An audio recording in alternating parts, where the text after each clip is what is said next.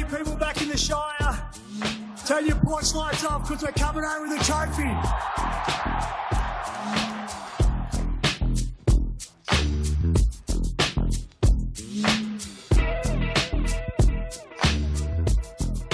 Hey there, welcome to Sharkcast Pod, a podcast dedicated to the greatest sporting club in the history of the world, the mighty Cronulla Sharks. This show is brought to you by Dyson Logistics, the Royal Motor Yacht Club in Port Hacking, and Jason Hawes at Cripps and Cripps Real Estate. My name is Sam Shinazzi, an OG from 2015. This is our 10th season of podcasting. We are psyched for a big year, 2024. Thanks everyone for being in touch. Sharkcastpod@gmail.com. We're on Instagram, Facebook, YouTube, X, and TikTok. We have merch at rugbyleaguemerch.com. And thanks so much to everyone who's tuned into the episodes already this week. Just can't say that enough. Thank you. Today's episode, short, sharp, is 3 interviews with 3 key players down at the Sharks. Blessed to spend some time with Tall Tom Hazelton, Braydon Trindall, and Toby Rudolf. They've all got something unique to say about the season so far, and 3 really great characters as well. So I hope you enjoy the time we got with them and recorded, and I can tell you it's a very happy camp down there. They're looking forward to a big game. They're not taking the West Tigers lightly at all. That's the sort of motto of the week, is just to turn up and focus on ourselves, but also respect the opposition. And I have no doubt that's what's going to happen on Saturday. Just covering a bit of admin from the show last night. We did a big mail segment, and I don't have the mail in front of me, which is very unprofessional, but I can tell you a few things. Someone was in touch about the food being confiscated at the ground, and confirming that was a thing. Obviously, I'm not suggesting our listeners are fibbers, but it was definitely a thing, and the club is looking into it.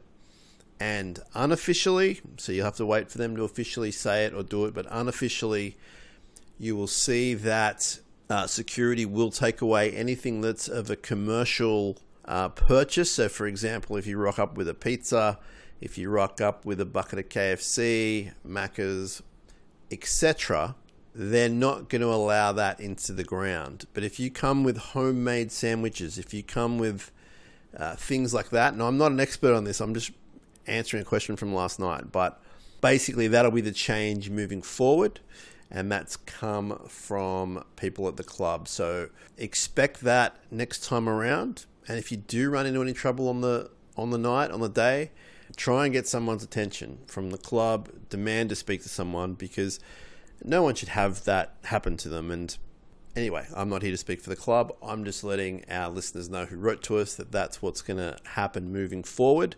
Now, that's not to say that it's gospel from me, but that's what I've been told just now from people at the club. Also, as far as someone wrote in, I apologize, it might have been Mickey, I'm not sure, who wrote in about junior passes. I was told there is a way to get your junior rugby league club to get a pass for the Sharks at Shark Park. It's a different process. I believe you have to go on our website and apply for it. There are not a lot available due to the capacity of the crowd being reduced. They are able to be used at other grounds that Cronulla play at. And if you have any issues with that, get in touch with your junior club and hopefully they can explain it more. That's what I was told. I'm just passing on the message because you were kind enough to write to us. I think it was Mickey, so hopefully that's answered some of your question. And the last thing about the run-out music, I wasn't able to get anything too official from that, aside from we did get confirmation that some of the players picked the Nelly song to run out to, and I believe that's how it's going to be moving forward. Just under the radar, if you want to write to them and say it should be Tom Petty's I Won't Back Down, I will back you. Anyway, enough of that stuff. Let's get to the fun stuff. We have 3 interviews coming up. We might just play them in the order we did them. And first up, we have Braydon Trindall, a terrific young bloke who has a real grasp on the number 6 jumper. And I was again impressed by the way he spoke about being an NRL player, and he's having a great season so far. So coming up is Mr. Braydon Trindall. Braydon Trindall here with Sharkcast Pod. You are now our 5/8. We spoke to you a year ago. You're waiting in the wings. You impressed everyone with your maturity, waiting. Now it's your gig. He's mature. He's mature, Toby. How's it been going for you? No, it's been going good. I've been enjoying it. Good start to the year. I think the boys are starting to come well together, and we're just going to keep working on our consistency. How's it been for you personally? The limelight's on you. You just did a presser for all the guys in the media. How are you taking that? No, it's good. Like you said, I've waited my time out, and it's good to finally get a crack. But there's still boys nipping at my heels for position, so I've got to make sure I keep doing my job here. What's been the biggest challenge for you as far as playing goes? Just building that combination with Nico. Didn't get much time with him last year, so we had a big off season, and we're still looking to work together on our combination. But hopefully it comes along during the year. Your defence has been unbelievable. What's it like with the big fellas running at you in the top grade every week? No, it's good. I don't mind a bit of defence, but still missing a few tackles, so there's still a bit of work to be done during the week. So, still looking to keep improving on that defence. What's the coach been saying to you after your performances? Just good work and just looking to see on things I can improve on. So we haven't arrived yet, so we're just still looking to keep getting better, so we can be in those big games at the end of the year. Yacht this week, have you played there before? Yeah, played a couple of games in the juniors and 20s and stuff, so it'll be good there this Saturday, so I'm looking forward to it. Where do you see the Tigers' biggest threat? They've got heaps of players that are really good individually, so Dream Bull at the back, he'll be tough, on the edges, both edges, and Appy through the middle, so they've got a lot of threats, so we've just got to make sure we're locking it up there. All right, thanks for your time, Braydon. Good luck. No worries. Thank you. Thank you. All right, bit of a live read situation here for Dyson Logistics. They've supported us since day one. They offer tailored and reliable end-to-end logistics services. They have a thoughtful and careful approach to freight and custom requirements.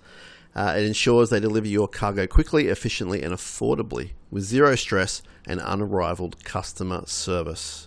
Their dedicated staff of professionals have vast experience in handling all facets of import and export cargo via air, sea, road, rail, and beyond. Call them on 02 8339 1844 or go to dysonlogistics.com, and I can confirm that the head honcho, Mr. Kane Dyson, is a lifelong, passionate Sharks supporter, season ticket holder, also the lead singer of Spurs for Jesus. Dyson Logistics, local service delivered globally.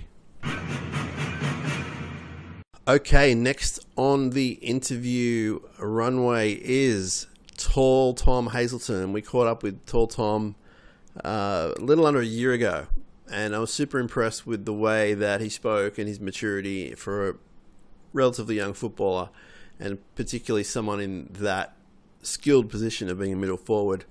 And again, walked away after this interview, again, really impressed by his serious nature in what he does and his love for what he does and where he does it.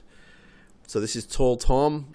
I got a feeling he's going to be a real lifer for us. I hope I'm not proven wrong, but Tall Tom, let's hear what you have to say, my friend. All right, Tall Tom Hazelton, welcome back to Sharkcast Pod. We spoke to you about a year ago, around the time you made your debut. A year later, you're part of the fixture, part of the furniture. How's it been for you, the journey so far? Yeah, it's been good, mate. Obviously loving playing here at the Sharks, loving playing every week, and we've had a good start to the year, and the vibes are high at the moment, so we're excited for a good match against the Tigers this weekend. What was your feeling when you were running out in front of a sold-out stadium last Friday night? You're the guy, you're the cult figure for obvious reasons, or lots of reasons actually.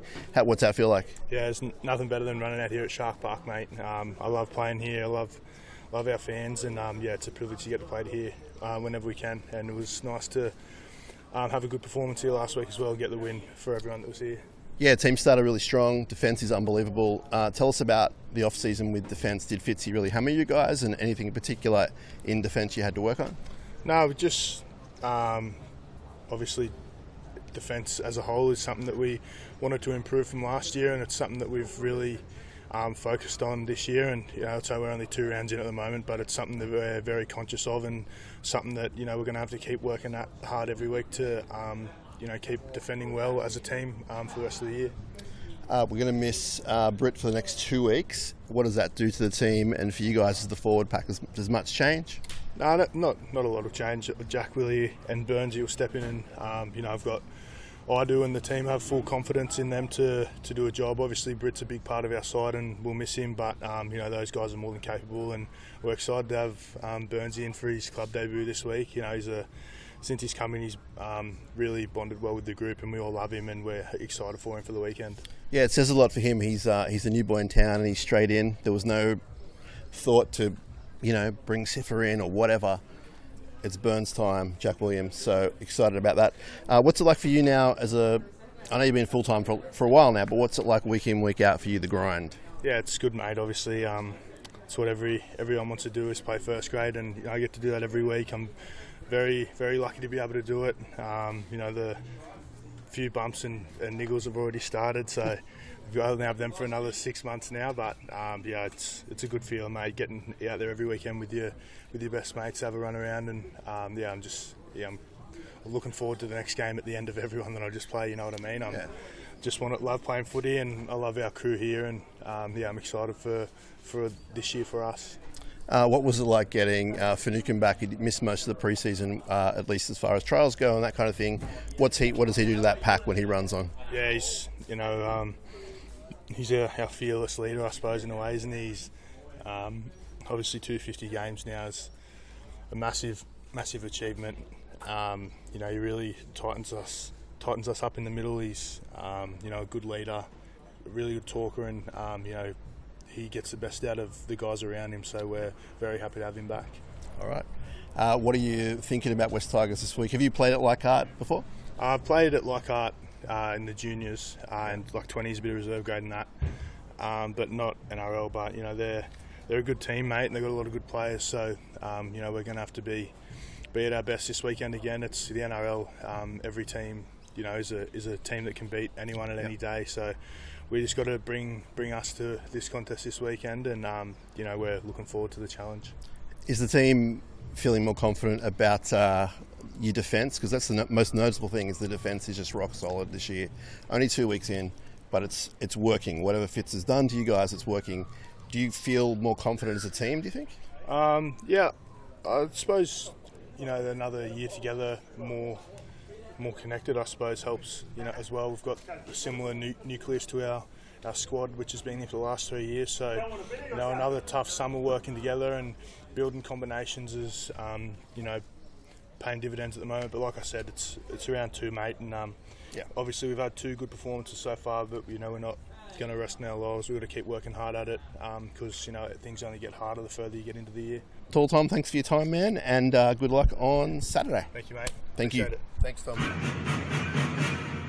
The Royal Motor Yacht Club, Port Hacking. We like them, they like us. Introducing the Galley. Now, some Cronulla locals may know the new chef, Dom, and his team from the greenery at the Cronulla Golf Club. Their tenure has finished there, but they're now set up at the Royal Motor Yacht Club in Port Hacking. Members' discounts still apply. Member account sales are still active. You can book online at rmycph.com.au or via your membership app, or you can go old school and call them at 9523 9300. And remember, if you haven't heard the breaking news, there's no more free garlic bread, baby. No more. If you're looking for real estate advice, sales, purchase, there's no one better to help you than Jason Hawes at Crips and Crips. Jason has been in the industry for the last 22 years. He's been plying his trade in Cronulla and the surrounding suburbs, and he has invaluable experience in every aspect of real estate. He grew up in the Cronulla area and knows it like his very own backyard. His knowledge and understanding of that is second to none, which in turn gives you the edge selling in today's market when you list with him. Jason has an honest, straightforward approach to all of his business dealings and the utmost professionalism in everything he does. You can call Jason on 0410 417 450. That's 0410 417 450. Jason is a lifelong Sharks fan. He's a member. He's a season ticket holder. He's a really good fella. And I urge you to get in touch with him if you have any kind of question about real estate. Tell him Sharkcast sent you and he will look after you. Welcome back to Sharkcast Pod. Lastly, we have a really sweet interview with Toby Rudolf. We've spoken to Toby a few times now, and he's always been really gracious with his time and does really good interviews, as you can imagine. And this one was another memorable one, and you'll hear why at the start. Really fun to talk to him. I'm really impressed with, and I've said that a few times on this episode, really impressed with the way Toby now can balance that larrikin side of himself and then talk really serious footy all in the one breath. And maybe he's always done that, but it's more noticeable to me now, and really enjoyed chatting with him. And if he keeps playing the way he started the season, we're in for a really good year. Toby's just had a really strong start, so you'll hear all about lots of things. No spoilers coming up, but this is Toby Rudolf. Toby Rudolf, welcome back to Sharkcast Pod. I believe you're largely responsible for this team being influenced by country music. That, I wish I could claim that. That's not the case at all, actually. I think that sort of Nico Hines, you can see Oregon Confuci right there. Oregon, give us a wave. He's also a massive driving force behind it. I'm more of a Venga Boys, boom, boom, boom kind of guy. Okay, because a lot of the time when I ask people the players their favourite music, they say country music and your name gets dropped. Really? Yep, true. Rightio, well, you know what? I don't mind a bit of country, don't get me wrong, but I'm not as big an advocate. I went and saw Luke Combs live in Dublin. One of the greatest nights I've ever had. Ever. One of the best things that, look, and if I can sort of lean into the country scene a bit more, I will. But yeah, I think Nico Hines, Oregon Confuci, even Ronaldo Mulatalo, these guys are sort of the names that come to my mind. Former skipper Wade Graham, recently up at CMC Festival. Saw that. I'm assuming you didn't get the Hines-Graham treatment that Luke Combs gave them in Dublin? No, I didn't. No. I was waiting for him to sort of invite me backstage, give me a wink, give me a little, hey, come down, but unfortunately it didn't go my way, but I still had a great night. You're killing it off the bench and starting last week. A great start for you. I know your toe, which is the toe, by the way? This one, see the scar there. Yeah. Put it down, you can kind of see the bunion coming on the side of it there. So your toe has been talked about for a year now, and all I keep hearing is that it's getting better and better and better. Yeah. You're playing really good. Is this the best you've been for a while as far as the toe goes? As far as the pain wise, definitely this is not in the games. I would sort of either had to numb it, or in the dying moments, when I'm actually carrying the ball, you don't really feel it. It's sort of in the in-between moments, sort of retreating back to the line. The worst was after a game. If I needled it after a game, I wouldn't be able to walk for a couple of days, and then I wouldn't be able to train all week. So the fact now that it's actually healing after games, that, you know, although I still need to ice it, I can sort of bounce back a lot quicker. Like I'm running 2 days after a game now instead of as opposed to a week. So. And is that going to get better as the year goes on? Like, what's the... Yeah, so this year was still, as the physio said, a management year very much for the toe, so I still might miss a game or two. I'm hoping not, and right now it's feeling like it won't be. Feeling great. Yeah. They're saying that next year it should sort of, the pain should dissipate, the joints should stiffen up, and it'll be somewhat of a normal toe again. Okay. Great start to the year for the Sharks. All we can talk about is the defence. It's unbelievable. Only conceded a couple of tries.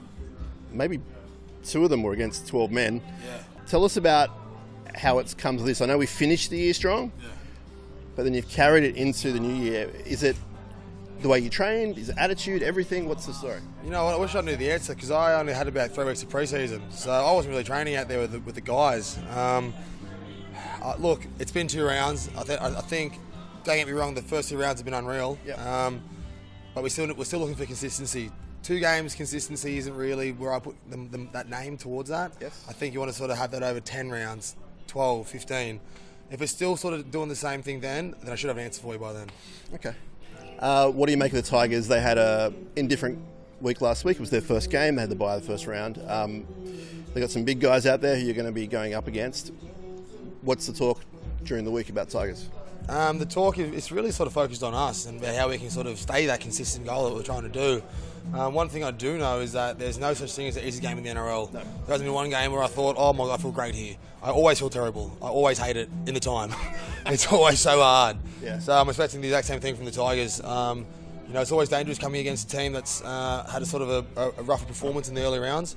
There's always a response that you have to garner, and to do it in Leichhardt as well. I mean, that's their spiritual home. So to be taken on the Tigers there after a poor performance last week, we've got to have the wits about us, and if we even think for 1 second that would be an easy game, we're going to get jumped. So that's what we're ready for. All right, I'm going to let you go have your lunch. Thanks for your time. Thank you, Sammy. Rip in. Will do. Thanks, brother. Sharkies! Sharkies!